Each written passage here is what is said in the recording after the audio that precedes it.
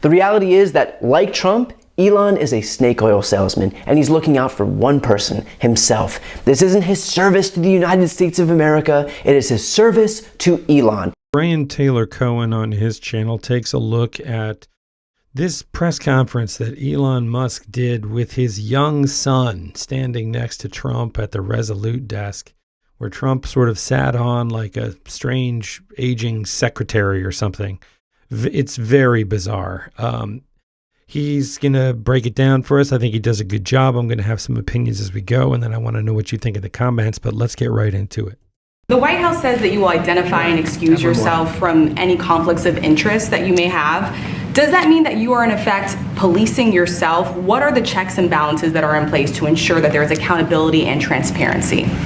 No. Well, we actually are trying to be as transparent as possible. In fact, our actions, we post our actions to the DOGE handle on X and to the DOGE website. So all of our actions are maximally transparent. In fact, I don't think there's been, I don't know of a case that where an organization has been more transparent than the DOGE organization. But if there is a conflict of interest when it comes to you yourself, for instance, you've received billions of dollars in federal contracts when it comes to the Pentagon, for instance, which the president I know has directed you to look into. Yeah. Are you policing yourself in that? Is there any sort of accountability check and balance in place that would provide any transparency for the American people? Well, all of our actions are fully public. So if you see anything, you say like, wait a second, hey, Elon, that seems like maybe that's, there's a conflict there. It's not like people are going to be shy about saying that. They'll say it immediately. Including you yourself. Yes. But transparency is what builds trust, not simply somebody asserting trust. So not somebody saying they're trustworthy, but transparency, so you can see everything that's going on. And then you can see, am I doing something that benefits one of my companies or not? It's totally obvious. And if we thought that, we would not let him do that segment or look in that area if we thought there was a lack of transparency or a conflict of interest. And we watch that also. He's a big businessman. He's a successful guy. That's why we want him doing this. We don't want an unsuccessful guy doing this. If you have received billions of dollars in contracts from the Pentagon, and the president's directing you to look into the Department of Defense, is that a conflict of interest? Are going to do at the president's request. Does that present a conflict of interest for you? No, because you'd have to look at the individual contract and say, first of all, I'm not the one, filing the contract. It's people at SpaceX or someone who will be putting for the contract. And I'd like to say, if you see any contract where where it was awarded to SpaceX and it wasn't by far the best value for money for the taxpayer, let me know, because every one of them was. First off, Elon says that he's trying to be as transparent as possible, and he's doing that by posting relentlessly on X. But I want to be clear about something here. Posting on X does not mean that you are being transparent or honest. It just means that you're posting. If I spent all day online saying that asteroids were hitting Los Angeles, you wouldn't say that I was being transparent. You would just call me a liar, and a public one at that. Elon can't seem to differentiate the two. Case in point, that lie that $50 million worth of condoms were sent to Gaza, guess who spread that lie? White House Press Secretary Caroline Leavitt first introduced it here. Just during this pause, DOGE and OMB have actually found that there was $37 million that was about to go out the door to the World Health Organization, which is an organization, as you all know, that President Trump, with the swipe of his pen in that executive order, is no longer wants the United States to be a part of. So that wouldn't be in line with the president's agenda. DOGE and OMB also found that there was about to be 50 million taxpayer dollars that went out the door to fund condoms in Gaza. That is a preposterous waste of taxpayer money. So that's what this pause is focused on, being good stewards of tax dollars. Look at that smile. That smile says it all. That smug. There's fear in those eyes, too, right? There's fear that, like, are they buying this? Are they buying this? That I did that right. I dunked on that, right? These lies. And now they all wear crosses. The women all wear crosses prominently displayed around the neck. I think that's fascinating. And then an account called Autism Capital posted that lie onto Twitter, and it was quote tweeted by, you guessed it, Elon Musk, which got 300,000 likes and reached 46 million people.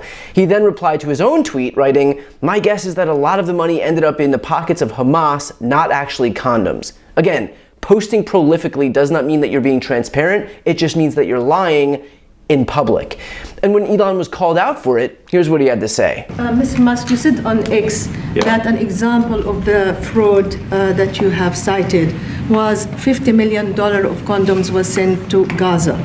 But after fact check this, it apparently Gaza in Mozambique, and the program was to protect them against HIV.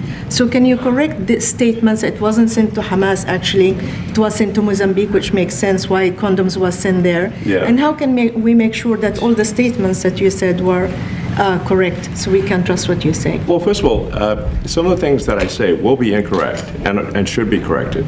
So nobody's going to bat 1,000. I mean, we will make mistakes, but we'll act quickly to correct any mistakes.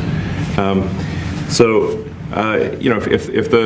not sure we should be sending $50 million worth of condoms to anywhere, frankly. I'm not sure that's something Americans would be really excited about.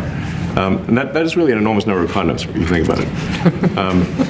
But if it went to Mozambique instead of Gaza, I'm like, okay, that's not as bad, but still, why are we doing that? How about, and I'm just spitballing here, wait until you know the truth before vomiting out bullshit, and only after 50 million people have consumed that lie do you try and backtrack. Maybe have a fucking clue what you're talking about before you distort reality for millions of people. Just, for starters. Now, as for the second part of Elon's answer about self-policing, you mean to tell me that the guy who purports to be some champion against waste, fraud, and abuse also benefits from federal contracts, will be in charge of determining whether there is any oversight on his own deals, has overseen the firings of inspector generals who were investigating him, and can determine whether his competitors get contracts too? Find me a single person who doesn't think that in and of itself isn't considered waste, fraud, and abuse, because I'd be able to sell that guy $1 for 50 cents. In fact, according to Will Stansel on Twitter, as of February 10th, a $39 million contract was handed out to, let's see if you can recognize the name when we zoom in here, SpaceX, the company owned by Elon Musk. How about that? The guy in charge of rooting out waste, fraud, and abuse all over the government just so happened to nab a $39 million contract for his own company. But don't worry, he's not the one filing the contract, so he says. So when SpaceX gets $39 million, it's definitely, totally not thanks to Elon, it's somebody completely unrelated at the company Elon owns. See? No conflict.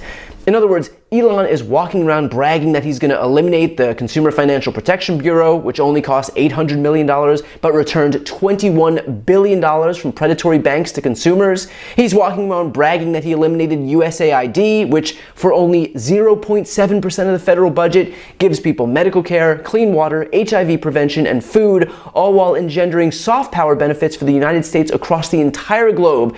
We're getting rid of the penny, which is going to save us literal pennies.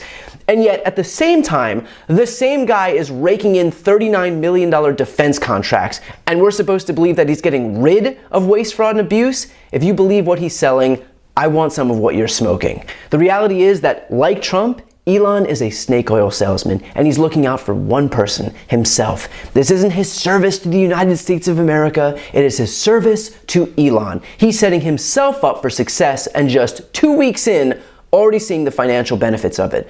The people who get screwed in this are the poor, the sick, the elderly, and the preyed upon.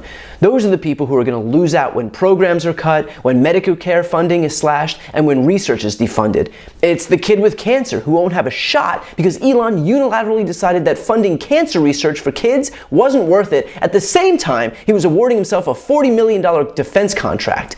Elon will frame what he's doing as the end of crony capitalism, but this is the embodiment of it. This packaging may be different, but once you open it up, it is the same old corruption that has existed for centuries, and the only person that benefits here is himself. Word.